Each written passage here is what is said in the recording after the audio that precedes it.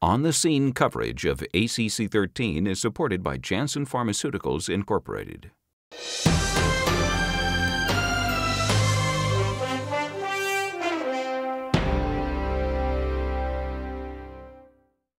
DKCRUSH-III is a randomized trial of culotte stenting versus double-kissing crush stenting for the left main. Now these all sound like complicated terms, but they're technically two different ways of putting two stents in the distal left main bifurcation.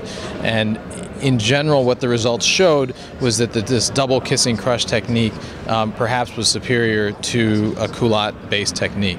I think whether that is something we should use remains to be seen.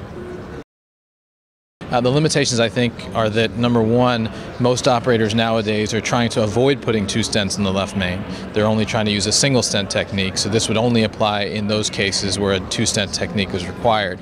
The second thing that's a little different from this study, which is, I think, predominantly conducted in China compared to the United States, is that at 8 months, angiographic follow-up was mandated by the protocol. So they brought everybody back to see what the angiogram looked like. In the United States, we don't do that. It's not recommended, and certainly with the cost consciousness here, that's something that we're not going to advocate. And so the issue or implication of that is that when people come back and we see the distal left main, oftentimes at the ostium of the circumflex, there is the angiographic appearance of a stenosis that often can get treated. And we saw this historically in left main experiences within the United States. So the question is, are these results going to hold up if you don't bring people back to the lab?